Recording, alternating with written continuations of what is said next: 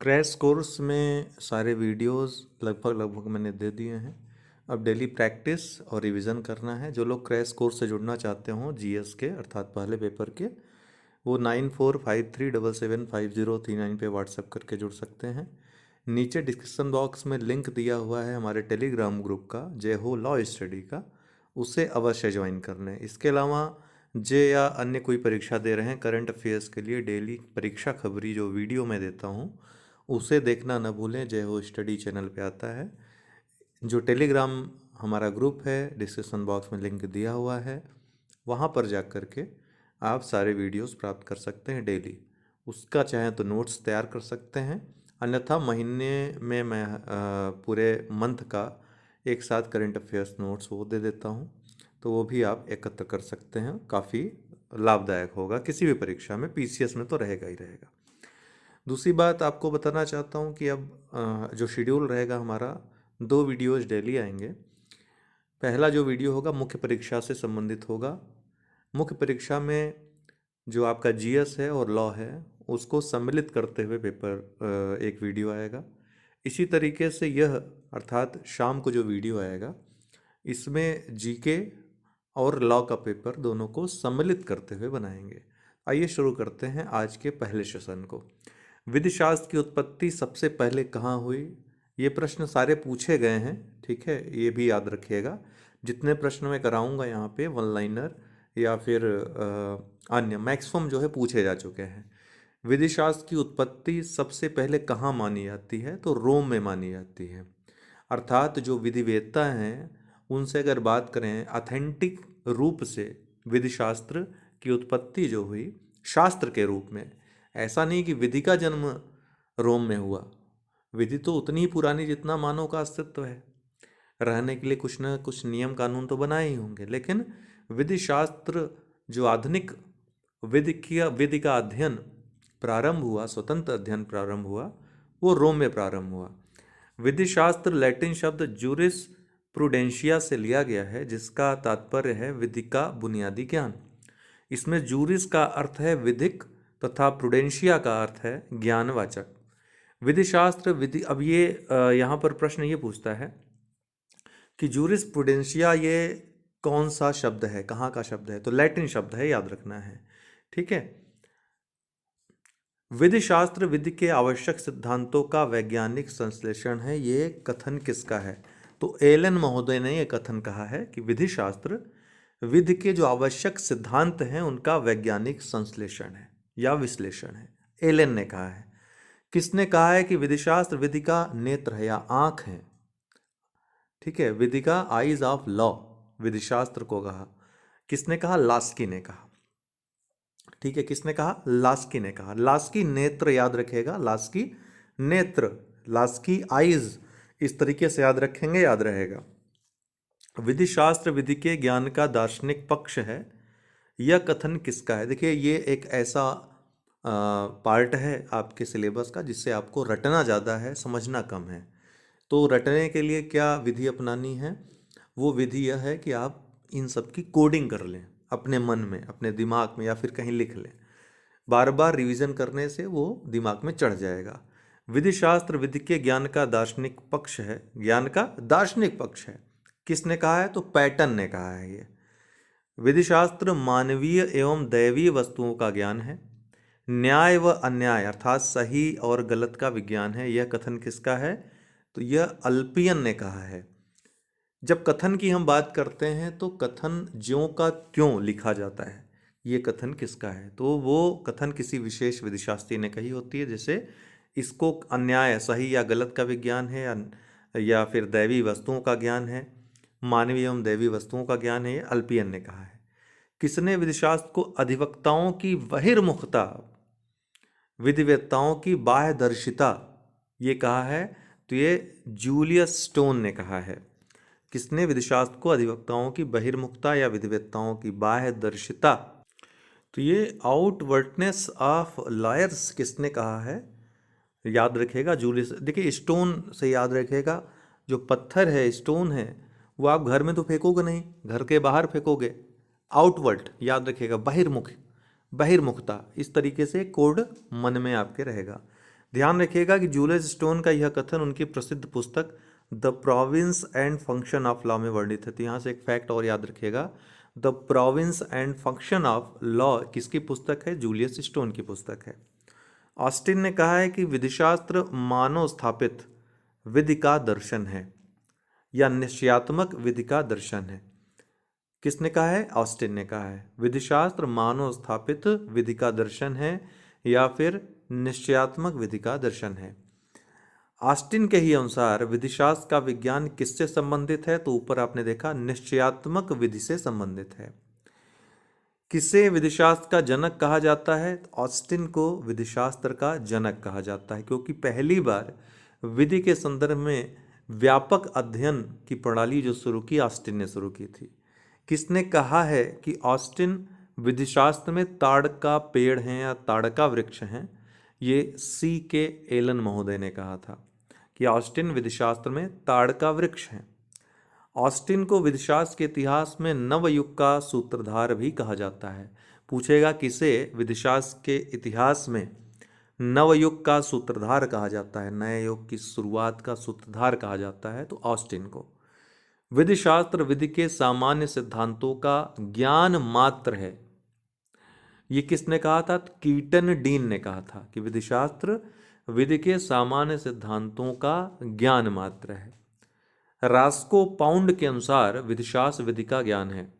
किसके अनुसार? Roscoe pound ने क्या कहा? विधिशास्त्र विधि का ज्ञान है।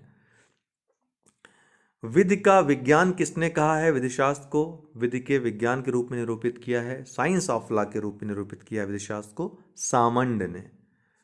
बेंथम ने वास्तविक विधि को अपने अध्ययन का केंद्र बिंदु बनाया। किसने वास्तविक विधि को अपने अध्ययन का केंद्र बिंदु बनाया? बेंथम ने। किसने निश्चयात्मक विधि को अपने अध्ययन का केंद्र बिंदु बनाया? ऑस्टिन ने। किसने वास्तविक विधि को अपने अध्ययन का केंद्र बिंदु बनाया? बेंथम ने। किसका मत है कि विधिशास्त्र विध्यात्मक विधि का प्रारूपिक विज्ञान है? The formal science of positive law किसने कहा है? पॉजिटिव से याद रखिएगा हॉलैंड, ठीक है, पॉजिटिव लॉ से याद रखिएगा हॉलैंड। ग्रे हॉलैंड के द्वारा दी गई विधिशास्त्र की परिभाषा की आलोचना करते हुए कहते हैं, हॉलैंड ने क्या कहा था कि विधिशास्त्र विध्यात्मक विधि का प्रारूपिक विज्ञान है, the formal science of positive law. Grey ने इसी की आलोचना करते हुए कहा कि विधिशास्त्र वास्तव में शरीर विज्ञान से प्रारूपिक विज्ञान नहीं है। क्या कहा था? किसने? ग्रे ने, कि विधिशास्त्र वास्तव में शरीर विज्ञान से प्रारूपिक विज्ञान नहीं है। विधिशास्त्र के विषय को किसने व्याख्यात्मक तथा निश्चयात्मक विधिशास्त्र के रूप में वर्गीकृत किया है? कि विधिशास्त्र दो प्रकार का होता है, व्याख्यात्मक विधिशास्त्र, निश्चयात्मक विधिशास्त्र। वर्गीकरण किसने किया है? तो बेंथम ने किया है। आइए इन पे आधारित कुछ MCQs को भी देख लेते हैं जो पूछे गए हैं।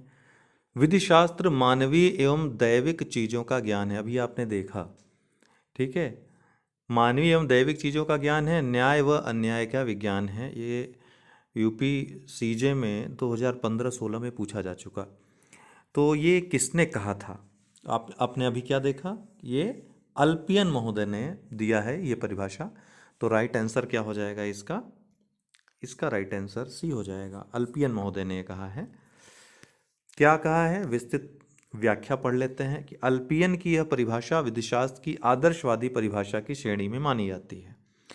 अल्पियन की परिभाषा के दो भाग हैं। पहले भाग में समाज के लोगों के संबंधों को निर्धारित करने वाले दैवीय या मानवीय स्रोतों द्वारा प्राप्त विधियों का अध्ययन अपेक्षित है। वहीं द्वितीय भाग में विधिशास्त्र को एक प्रकार से नैतिकता की तरह बताया गया है।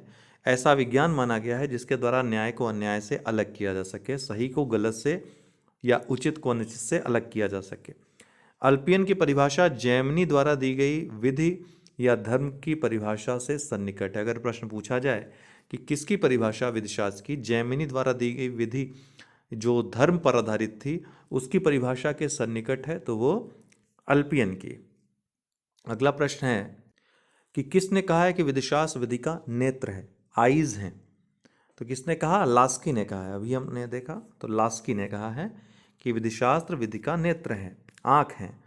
तो लास्की के अनुसार विधिशास्त्र विधि का वह नेत्र है जिसके आधार पर हम विभिन्न विधियों को समझ सकते हैं, तथा यह वह विज्ञान है जिसकी कसौटी पर हम विधियों को परख सकते हैं और उन पर अनुसंधान कर सकते हैं। निम्नलिखित में से कौन विधिशास्त्र को नियमों की एक व्यवस्था के रूप में देखता है? क्या कहता है? विधिशास्त्र नियमों की एक विशेषता है या एक व्यवस्था है।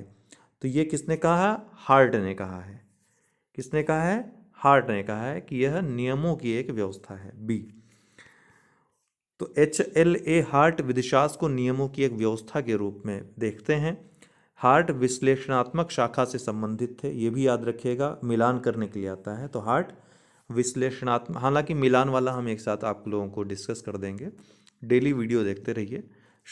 रात 8 बजे एनी हाउ 8 PM पे ये वीडियो आपको मिल जाएगी, आज भले देर हो गई हो।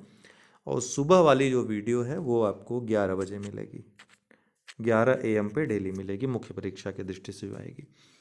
तो हार्ट ने ऑस्टिन से अलग विचार व्यक्त करते हुए कहा कि निश्चयात्मक विधि को न्याय तथा नैतिकता से पूर्ण रूप से अलग नहीं किया जा सकता, या ये कहा जा सकता है कि निश्चयात्मक विधि न्याय और नैतिकता से घनिष्ठ रूप से संबंधित है। ये भी पूछा जा सकता है, याद रखिएगा। तो हार्ट ने यह कहा था।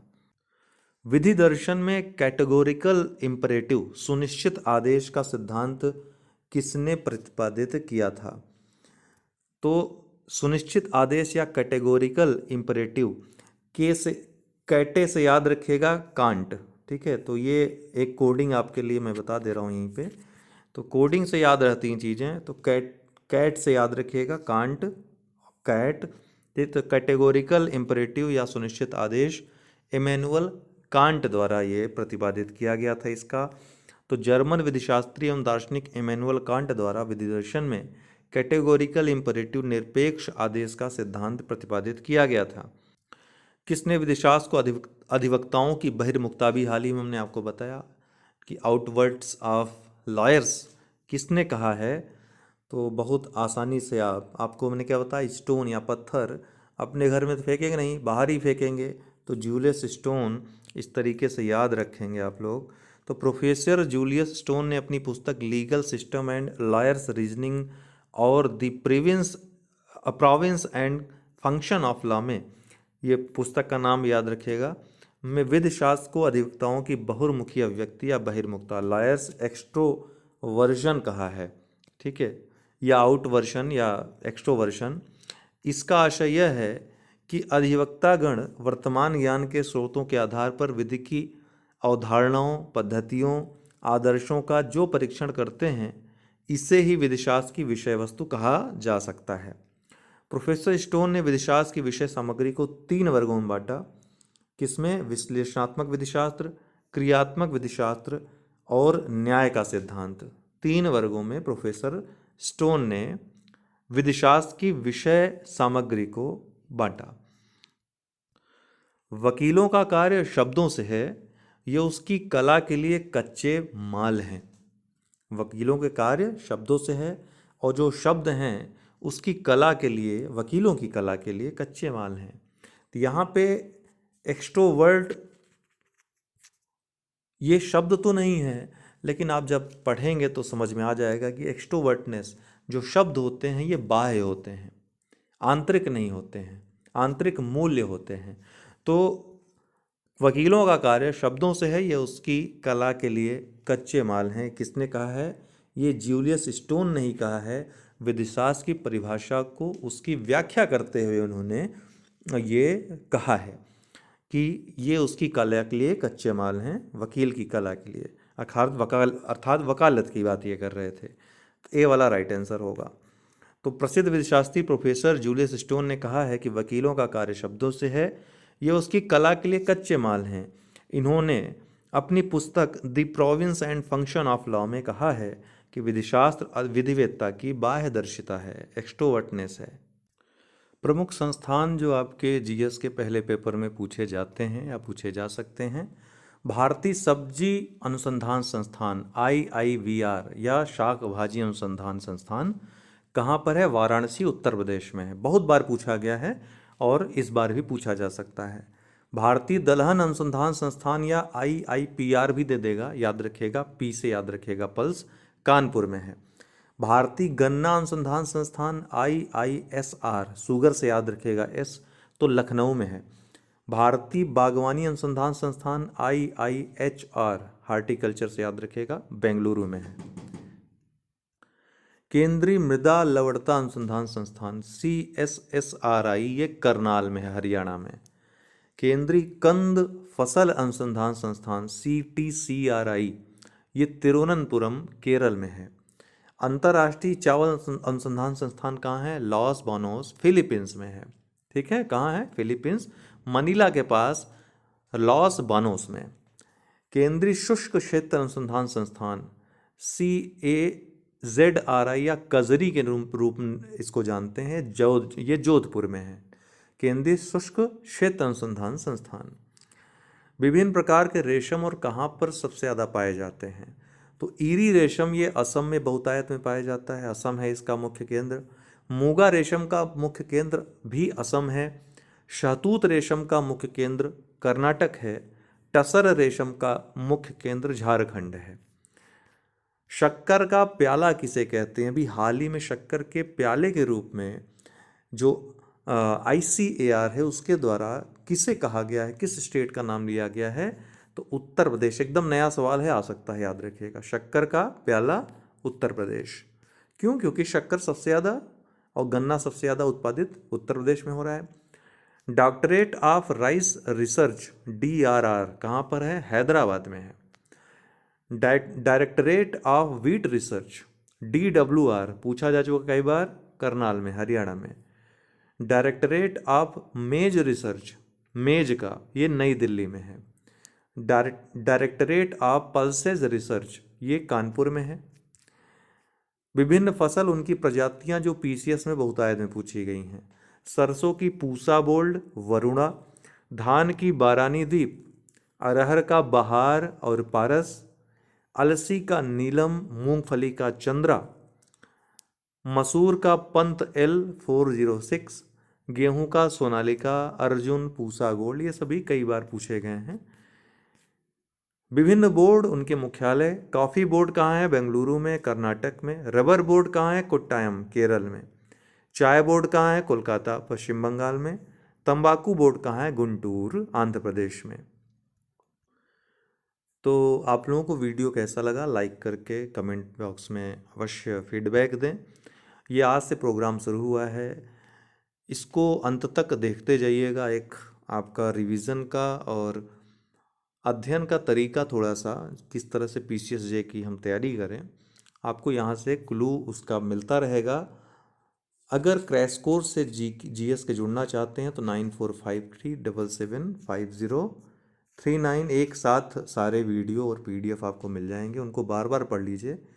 GS की सारी चिंता जाएंगे भूल, लेकिन रिवीजन करना, उस पर मेहनत करना आपका काम है। मटेरियल 20 से 30 दिन से ज़्यादा का नहीं है जो मैंने दिया है, पढ़ना आपका काम है। आप चाहे 15 दिन में समाप्त कर लीजिए और रिवीजन चाहे जितना करिए, जितना रिवीजन करेंगे उतने पक्के होते जाएंगे आप। ठीक है, बहुत बहुत धन्यवाद।